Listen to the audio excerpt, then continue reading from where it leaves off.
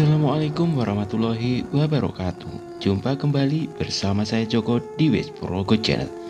Untuk cerita kali ini masih melanjutkan cerita Rumah Baru dan Misteri Buku Merah. Sebelum ke cerita, jangan lupa subscribe channel ini dan nyalakan tanda notifikasi agar channel ini dapat berkembang dan update cerita terbaru dari saya. Langsung saja kita dengarkan ceritanya. Rian berjalan pelan, langkahnya sangat hati-hati menuju ruang depan. Padahal dari meja kerjanya ke ruangan depan hanya berjarak kurang dari 2 meter. Dia melihat ke kiri dan ke kanan. Suara berlari disertai anak kecil tertawa kini terdengar di belakangnya. Dia membalikkan badan dengan cepat. Sebaiknya aku cepat pergi dari sini. Dengan gerak cepat Rian keluar dari apartemennya, menguncinya 2 kali lalu pergi menuju lift. Lift untuk penghuni apartemen ini ada 2. Lalu ada 1 lift khusus barang yang letaknya di ujung lorong. Kedua pintu lift terbuka bersamaan. Salah satu lift ada seorang penghuni apartemen, sedangkan satunya lagi kosong. Rian memilih masuk ke lift yang ada penghuni apartemen di dalamnya. Dia takut jika masuk ke lift kosong, kejadian buruk akan menimpanya. Rian keluar apartemen dengan selamat. Tidak ada kejadian aneh yang menimpanya, kecuali dari kamar apartemennya. Rian memacu mobilnya dengan cepat. Penasaran dengan isi lain yang ada di buku ini.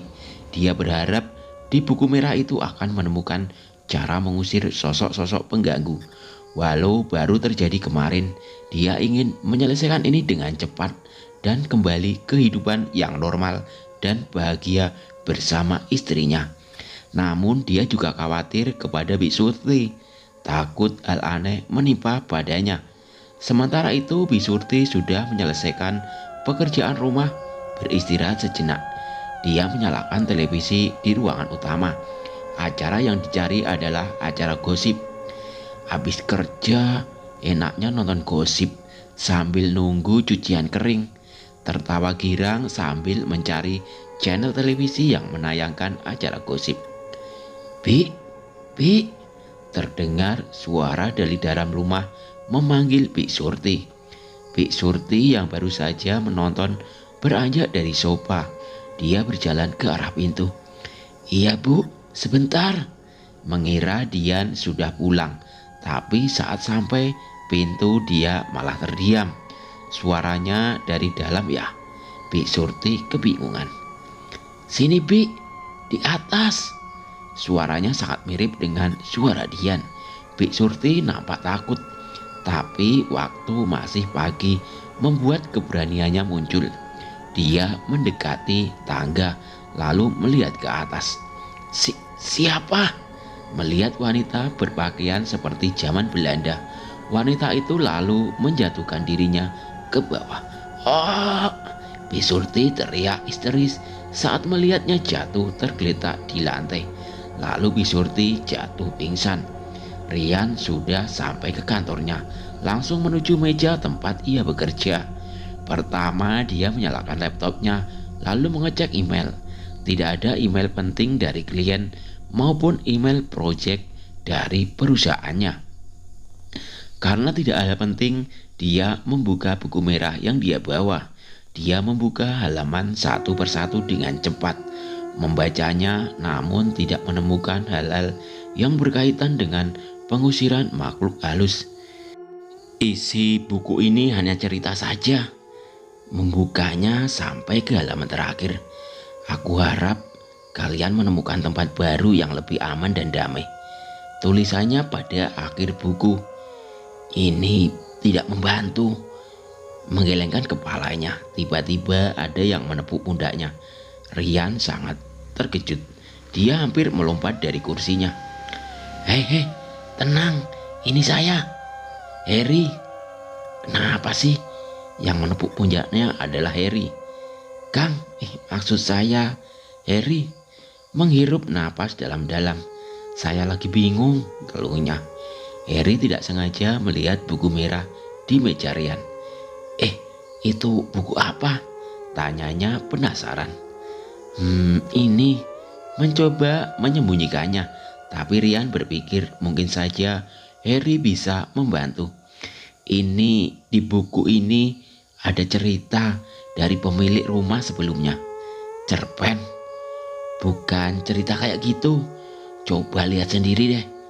Memberikan buku merahnya untuk Harry lihat. Harry terkejut bukan main. Dia baru melihat ada sebuah buku seperti diari yang menceritakan kejadian mistis yang dialaminya di rumahnya sendiri. Ini cerita di rumah kamu, Rian? Rian mengangguk. Ini nemu atau dikasih sama sales rumahnya? Ya nggak dikasih lah. Kalau tahu saya rumah itu menyimpan cerita mistis, saya nggak akan beli. Dia melanjutkan. Jadi rumah yang saya beli itu di kamar utamanya di lantai 2. Semua furnitur pemilik sebelumnya masih ada. Katanya sih bonus.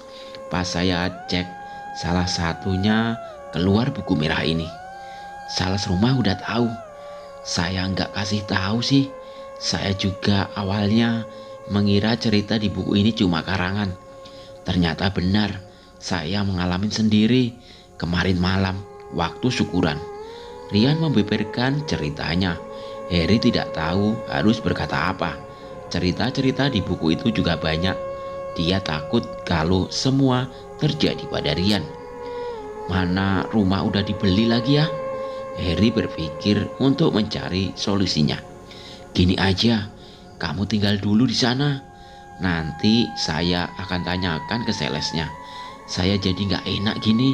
Rekomendasi rumah, taunya banyak misterinya. Saya lihatnya sih itu rumah bagus. Terus cocoknya sama kamu.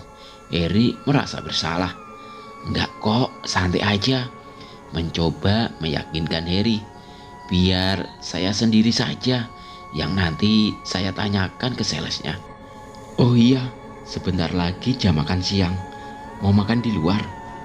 Bik Surti yang tadi pingsan sekarang sudah sadar.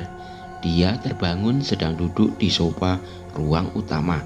Televisi masih menyala, namun siarannya sudah berganti. Loh, kok di depan televisi? Bukannya tadi mengingat kejadian barusan. Untung cuma mimpi. Aneh juga, masih pagi-pagi udah ketiduran aja. Kembali menonton televisi tanpa mengetahui apa yang terjadi padanya. Jam kerja telah usai. Rian menjemput istrinya pulang. Tidak ada obrolan aneh yang terjadi. Semua tentang keseharian masing-masing. Waktu sudah malam. Mereka sudah sampai ke rumah. Bik Surti membukakan pagar rumah. Lalu mobil Rian masuk. Rian menunggu istrinya jalan dahulu ke dalam. Lalu dia mencoba memanggil Bik Surti pelan-pelan. Bik Surti. Memanggilnya dengan pelan. Bik Surti menengok ke arahnya. Iya pak. Gimana Bik? Gak ada kejadian-kejadian aneh kan? Bik Surti memikirkan kegiatan seharian di rumah. Lalu menggelengkan kepalanya. Tidak ada pak. Gak ngerasa apa-apa. Raut wajah Rian berseri-seri mendengarnya. Setidaknya tidak ada gangguan di siang hari. Namun tetap saja Rian khawatir karena kejadian kemarin terjadi saat malam hari. Waktu tidur Rian tiba. Rian maupun istrinya sudah berada di kamar dan bersiap untuk tidur. Saat mereka sudah terlelap dari tidurnya, Rian terbangun karena mendengar sesuatu. Apa sih? Suaranya seperti ada yang mengetuk kaca kamarnya. Dia langsung tersadar. Suara ketukan semakin kencang. Rian menghampiri kaca kamarnya yang tertutup gorden. Dia ragu-ragu untuk membuka atau tidak. Namun dia putuskan untuk membuka gordennya. Ketika ia ingin membuka, dia mendengar suara senandung. Suara perempuan. Suaranya terdengar dari luar kamarnya. Dia tidak ingin membangunkan istrinya. Jika dia terbangun dan mendengar suara senandung ini, mungkin dia akan panik dan takut setengah mati. Dia orang yang penakut. Tidak seperti Rian yang selalu mencoba berpikir positif. Pelan-pelan Rian membuka pintu kamarnya, mengintip sambil melirik ke kanan dan ke kiri. Semua tampak normal. Perabotan yang ada di sini tidak kurang sedikit pun. Tetapi pintu geser menuju balkon terbuka. Gorden yang menempel tertiup angin yang tiba-tiba muncul entah dari mana, dan suara senandung itu terdengar lagi. Di luar kamarnya kini suaranya terdengar sangat jelas. Rian mencari-nyari di mana sumber suara itu. Yang dia lakukan sekarang adalah berjalan menuju pintu balkon. Angin kencang berembus hingga dia menghalangi angin dengan wajahnya. Saat tangan yang menghalangi wajahnya sudah kembali ke posisi semula, ia melihat seorang wanita yang berdiri di balik gorden. Dari jauh seperti memakai pakaian ala Belanda zaman dahulu. Sosok wanita itu berdiri membelakangi gorden menghadap ke depan. Sosok itu mulai membalikkan badannya. Rian sedikit gemetaran karena ini benar-benar pengalaman pertamanya melihat sosok astral. Angin bertiup kencang lagi membuat gorden terbang menari-nari. Sosok wanita pun kini terlihat jelas, berparas cantik, rambut pirang menyala. Dia hanya tersenyum lalu Rian, sosok itu menghilang. Begitupun dengan senandungnya. Rian bisa bernapas lega, sosok itu tidak mengganggunya. Lalu dia kembali ke kamar, membuka buku merah yang dia bawa. Dengan tidak membuat keributan, dia mulai membuka halaman demi halaman, mencari apakah sosok noni Belanda itu tertulis di buku ini. Dia menemukannya lalu perlahan mulai membaca isi yang ditulis di buku merah. 26 Januari. Malam itu aku terbangun saat tengah malam. Aku mendengar suara senandung merdu yang datang tiba-tiba. Aku sempat tidak percaya mendengarnya. Tetapi jika aku memperhatikan, memang ada suara yang muncul. Aku mencoba membangunkan suamiku, lalu bilang padanya bahwa ada seseorang yang bersenandung di dalam rumah.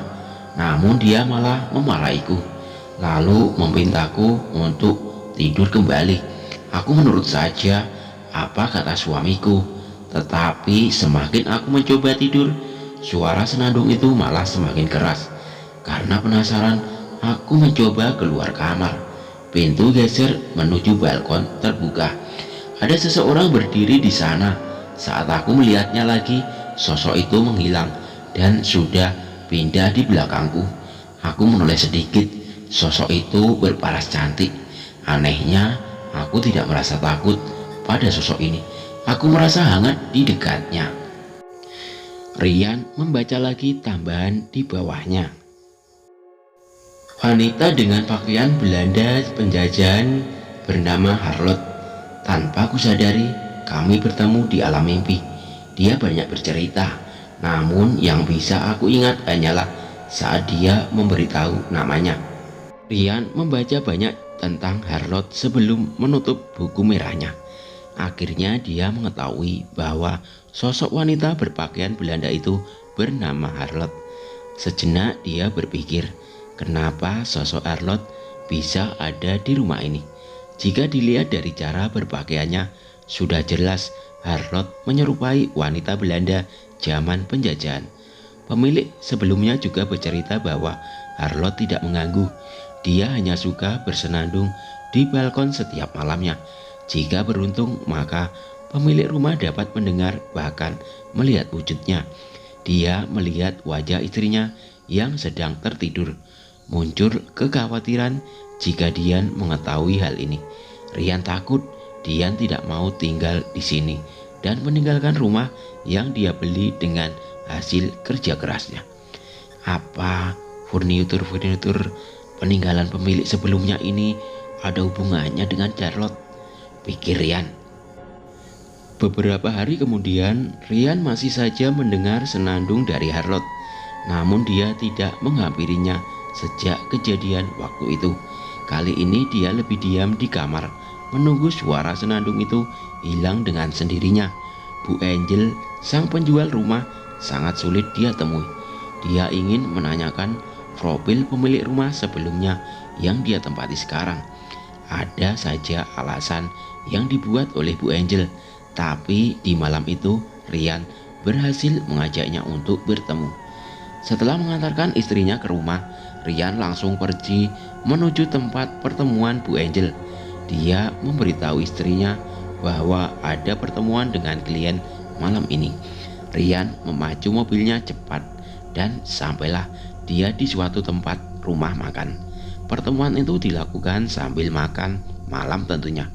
Bu Angel yang berumur di pertengahan 30-an tampil cantik dengan jas dan rok berbahan yang panjangnya selutut. "Maaf sebelumnya, saya tidak bisa bertemu dengan Anda, Pak," menyambutnya dengan sopan. "Nggak apa-apa, Bu Angel. Langsung saja ya, Bu. Saya ingin menanyakan alamat pemilik rumah saya sebelumnya." Bu Angel sudah mengira Ryan akan bertanya seperti itu. Dia hanya diam. Gestur tubuhnya seakan menolak untuk memberitahu Ryan alamat pemilik rumahnya sebelumnya. Begini ya Pak," menjawab dengan sopan.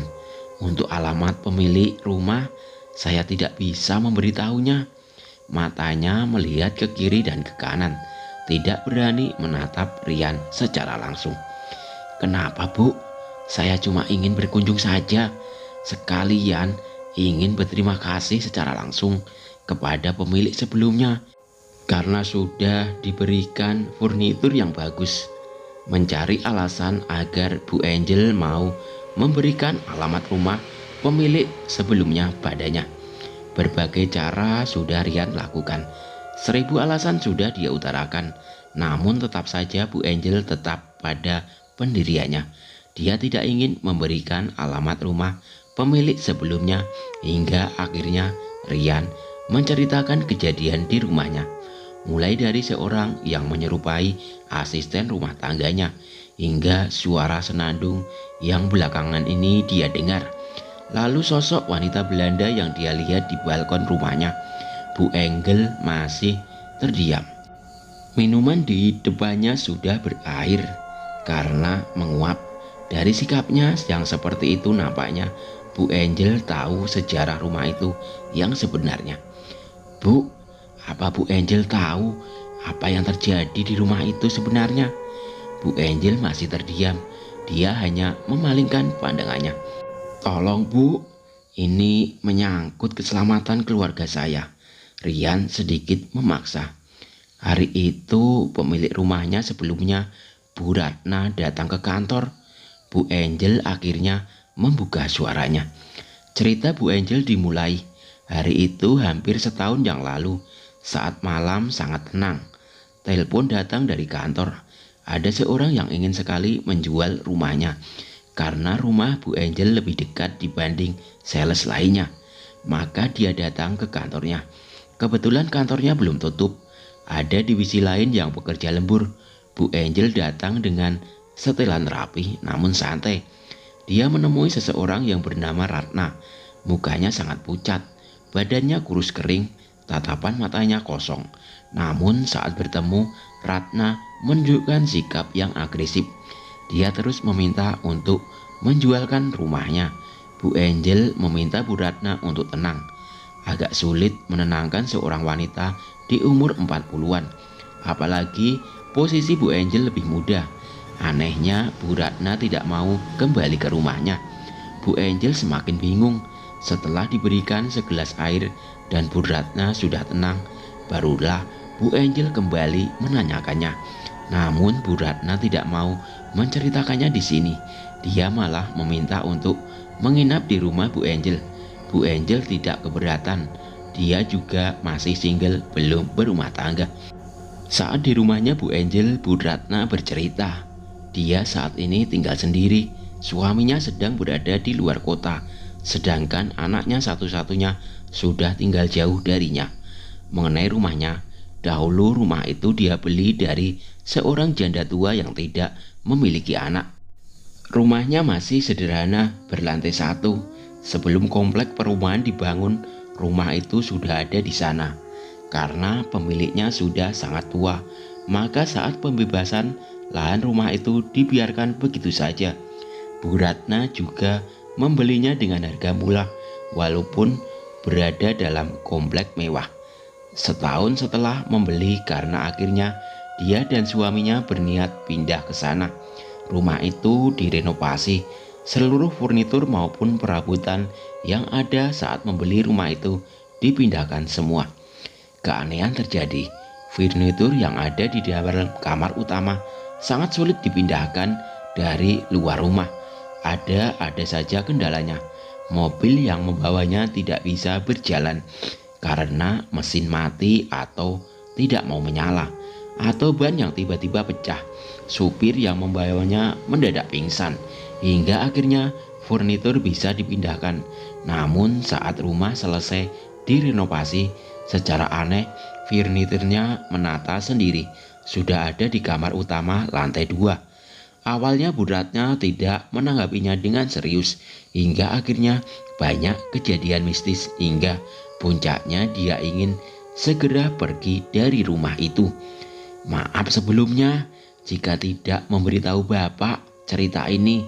Bu Ratna menitipkan agar jual sebagai rumah biasa, dan saya akan mendapatkan bonus yang banyak jika berhasil menjual. Kini saya sangat menyesal. Wajahnya mendadak murung setelah bercerita. Jadi memang benar rumah itu berhantu sejak dahulu. Tapi Bu Angel sepertinya tidak mengetahui tentang buku merah yang kutemukan dalam furnitur itu, ucap Rian dalam hati. Tidak Bu, tidak apa-apa. Lagi pula rumah itu memang bagus dan nyaman ditempati. Terima kasih Bu, sudah mau bercerita. Agar Bu Angel merasa nyaman, Bu Angel memberikan alamat Bu Ratna dengan pesan kepada Rian. Hanya alamat itu saja yang dia dapatkan. Jika beruntung, Rian dapat menemukan Bu Ratna di alamat itu. Pertemuan mereka selesai saat minuman yang mereka pesan sudah habis. Mereka pun berpisah di area parkir. Bu Angel dapat melihat mobil Rian yang terparkir tidak jauh darinya. Saat Rian sedang siap-siap, sebuah pesan masuk. Pesan itu dari Bu Angel. Kenapa istrinya disuruh menunggu di dalam mobil? Isi pesan masuk seakan-akan Bu Angel telah melupakan apa yang baru dia ceritakan. Sontak Rian kaget membacanya, seraya melihat Bu Angel yang keluar terlebih dahulu dari tempat makan dengan menyalakan klaksonnya pelan. Malam yang sama, saat Rian bertemu dengan Bu Angel, Dian dan sang istri hanya berduaan dengan Bi Surti menunggu Rian pulang. Rian yang tidak sempat masuk ke rumah membuat Bi Surti menanyakan keberadaannya. Dian memberitahunya bahwa Rian ingin bertemu dengan klien. Makan malam sudah disiapkan. Dian menuju kamarnya terlebih dahulu untuk membersihkan badan, lalu setelahnya makan malam. Saat turun setelah mandi, dia melihat Bi Surti sedang menonton TV, salah satu acara kesukaannya yaitu kontes dangdut. Dian tidak pernah mempermasalahkannya jika Bi Surti ingin menonton TV di ruang tengah, walaupun sebenarnya di kamarnya Bi Surti juga sudah disediakan televisi. Dian mengambil lauk pauk yang sudah disediakan, lalu berjalan menuju ruang tengah untuk bergabung dengan Bi Surti menonton televisi. Bi, makan, menawarkan makan kepada Bi Surti, tapi Bi Surti hanya menatap TV tanpa menjawabnya. Ada yang aneh dengan Bi Surti, dia hanya diam saja, tidak juga menoleh ke Dian, padahal dia duduk di sebelahnya. Bi Surti, dukung siapa? Hampir tiap hari ya nonton acara ini. Dian mencoba membangun suasana, tetapi lagi-lagi Bi Surti hanya diam saja. Badannya tegak dan kedua tangannya dia simpan di atas pahanya. Dian berpikir karena volume suara TV yang lumayan kencang membuat Bi Surti hanyut dalam keseruan penyanyinya. Dia melanjutkan makannya tanpa bertanya. Karena porsi makannya yang sedikit, Dian sudah menghabiskan makanannya dengan cepat. Dia beranjak pergi ke dapur untuk meletakkan piring kotor. Saat dia pergi, Bik Surti masih diam. Tidak sekiranya memberikan perhatian sedikit kepada Dian. Dapur rumah itu terletak di belakang, dekat dengan kamar Bik Surti. Di dapur tidak ada tumpukan piring kotor. Lalu Dian pun mencuci piringnya sendiri. Saat sedang mencuci, Dian mendengar kegaduhan dari arah kamar Bik Surti. Dian mematikan air setelah selesai mencuci, lalu berjalan perlahan menuju kamar Bik Surti. Dia intip dari jauh. Pintu kamar terbuka setelahnya. Dian mendekati kamar. Dia intip lagi. TV kamar itu menyala. Siaran yang berlangsung adalah siaran kontes dangdut yang biasa Bik Surti tonton. Terdengar suara Bik Surti yang memuji-muji kontestan yang bernyanyi. Dian membuka pintu kamar lalu melihat Bik Surti sedang menonton dengan gaya yang santai. "Bik, kok ada di sini?" Bik Surti pun kaget. Dia tidak menyangka Dian datang tiba-tiba. "Saya dari tadi juga di sini, Bu. Saya nggak enak kalau nonton di tengah pas malam-malam.